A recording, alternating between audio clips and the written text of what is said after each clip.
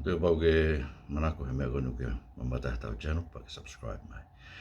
O wam ke u tala noa ke Uhinga o e Pekia e ko sisu kraisi. Tau tō pe tau whamanato e Uhinga e Pekia. Pe ulahi pe ngai mea e tana ke to i tapu. Te kamata at behen, te ka rau ngai programa muiang, te hoko ato i peano whamatara. E ko tui, ko mea ke Pekia sisu, o ki gai to ton ke tau fiu i hono whamatara e Uhinga o e Pekia. Ke hui, he koe whou ngai ai otua ke whai ai ho tau whakamo ui. Ko wham ke utara noa atu i he kupu i rea koe nei whai e sisu, koe nei wholofola wha asi, wha tau ke mātiu, me mo maake, me he whunga korosi, ene pehe e hoku o tua, koe haa ko ke riaki ai au. Ko sione rewa kune tala mai koe wholofola wha asi, tau e ki me korosi, ko osi, sione vai tahi wa, pa koe vesi tolu noa.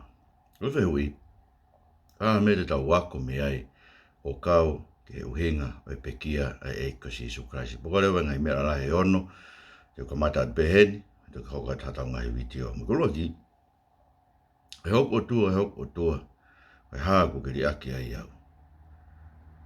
Ko Pekia sisu, e ne talango fua ka kato ke tamai. Ta me tu o ai hono ai o e wafa o e otua, e hoko o tua, whai e tō taha. Mahina o pito, ne tuku lolo ka kato a hono loto, whawai ia ki he otua, e hoko tua, e hoko tua. Koe peke te aha taha ia, koe uitu o taha, koe uitu o wā, koe hui, he koe kai pete aha taha ia ke ui ki ai. Peo ke ui pia si isu me funga korosi, ne ongo e teu e ne Pekia, ke ui pia si isu me funga korosi, ke ne tamai, e hoko tua, e hoko tua. Koe ku neanga pe ia o afio, koe Uhinga e pau ke fau e korosi, koe fina ngalo ia, ai tamai ke fau ai. Rene he ngoe ke te mani na ne lot, whanatau ke matiu, hai wā nove story wāna tamai, e lawa, tū ke torona i puni me teo, a ipu koe ni e pau ke fau ke ne inu e ipu e hau ai otua, koe ke tau ngahi anghala. E whasa rewa ne lotu na ne pēkai kehe, o nā whai ki hoku loto, ka ki ho oupe. Sio, aia, koe ne tukulolo ka katu, ne tuwange, e ai, ke whai e whina ngalo o e otua. Koe ne Pekia, koe ne Pekia, koe talango fua ka kato ke he otua. Ta marewe paulo te tatoia loma wahe ni mawe stahi wa. He hange na e whakahala ia i ai tō lahi, koe mea i he talanga taa ai tangata e toko taha. Koe talanga taa koe a tama e taha. Whakahala ia i ko toa ai ki tau tolu ko tau beko, huinga i ko pau ai ki tau mate. Huinga i ko pai ki tau tafoki he eiko sisu kraisi tau mate be ki tau tolu, o tō ki heri ma auha. Ka marewe paulo, pēhe foki, e whakatonu hia i ai toko lahi, koe mea i he talango fua ai toko taha. So mea mauinga bitoi. Koe talango fua koe e ko sisu kraisi, whakatonu hia i aki ai, a koe, moau koe, o ku tatui ki he ko sisu kraisi. He mo mea koe, tau mo ui, whaameo tuai ki tau maa tui ki he ko sisu kraisi, pa koe tui koe ia, o ku ngā ue ia te ki tau tolu, koe talango fua ka kato, ke tau e koe tūlolo ka kato ke fola a tau utua. E toko tāne tau mai ka te au, o ku swatau tai na i e kraisi, ke whai te riha bebu ka hae ni mea nei whai, te tau bebu ka hae meu tala mai fola e ki, o swatau tai na e ue ke toi, he maue ke ni whai e ia mea tutu ni fola e tua, sio koe mea kui, kono ngāu e ake tau a tai na, ke hori ai kakano. O swatau tai na, wanga bebu, ngai tofu pe e koe mena e whai he kau korinto. Be kau korinto e kus whatau taina ina doi karaisi, te nau nau toke whare pa umutu, o no whai me pa umutu. Koe hui he kus whatau taina ina doi me mea kotoa pe. Sio, whinga whakau hala e no whai ka kaito lahe o e ahoni.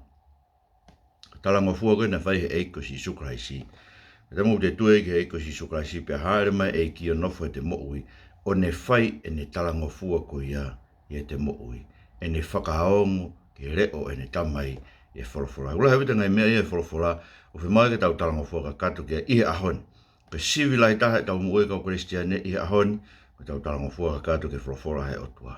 Malo pe tu uia he whasoto maka, koe me ngai mea lahi. Ne kai mei tari whasoto mai sia sika kono ulaki tari, ke hiri whakinima kau whewhine ke nau whaiwhika osi tutuni e he otua, i e Paula i e Timote, ulaki Timote vai wawe, stataha ke tahni maa, o kai ngofua ke fefine ke fai ako nak pe ke pure ke tangata so hanga dol whanofo fai whikai ka o fefine ngai ses fra meto tisi ngai ses fra inai tingi ngai ses kau nau hanga whanofo kai fefine ko nau tol pen ko hu mai ko nau whrawai ma pa ke hu mai ai ai whakasoto ma kai ngatai ka ko me ko ke ai ufi ulu ka o fefine so ko me mau inga o bito i wa ko ento vai tata na hao e lotu ki tonga ne ai tata ka o fefine i he lotu i tonga so ka pene a honi tau pere tau tau poto tau koi tau tolu ka ke te ai ufi ia e ulu ka uwhewhine o tau mai paula kono uhinga ke whakalangi langi e ko si suka si ko ulu ia o e siasi ko ulu ia matua tangata hanga rewa he matua tangata na tu ui whare lotu o to ha mea ko ke nau ai tata na ulu i whare lotu ko hi ke whakaha i una whakalangi langi o nau ulu ka hanga ka kai whewhine o ai ufi o nau ulu ke nau whakaha no wharangi langi i honau ulu koe mātua tangata mo kraisi hono ulu koe otua tap moi. Ei mau inga o pita ngai mea koe ni. Kia me tūtūni ke mātua tangata rakti moto wahe o pewe swaru. Mātua tangata ki tau tolu ton ke tau tuuha ko taki he lotu hufia. So ka ani koe ngai klupu lotu hufia ia si asi ko ulere holo ai. Ka kai whewhine pe tātā koto pe mātua tangata e to koe koe tau tuu me pia uke whinga paanga. Mo se ke tau taitui, mo se ke tau whakatua mate. Kono Uhinga ia oi ke aho ko ia tau mai si isu, te tau ato pe, ki na mau kapus te volo, na mau whai malanga palofu sai, na mau whai ngai ngana rahu wafa, ro whoroma ki aru me hene kau mau lao. Koe neka ke tau he tau tolu ia. Neka ke tau whai tau tue talangofua koe na whai koe si isu e kolosi. Neka tau tare toa si isu ke hao whai talangofua ta tau, he tau mo ui koe a tau tolu. Koe Uhinga ia lao paula koe o ti mote vai tolu e stani mao pe he.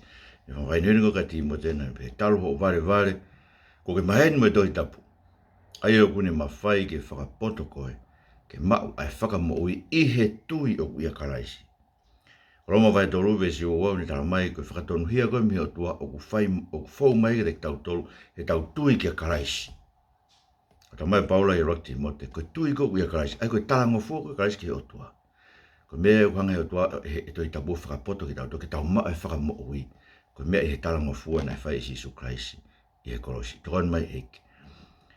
Haere mai mua whai he talangofua ko ia i he mau mo ui ke mau talangofua ka kato ke wholofula o hange ko e awhia na si Jesu i he kolosi. E Jesu Christ. Amen.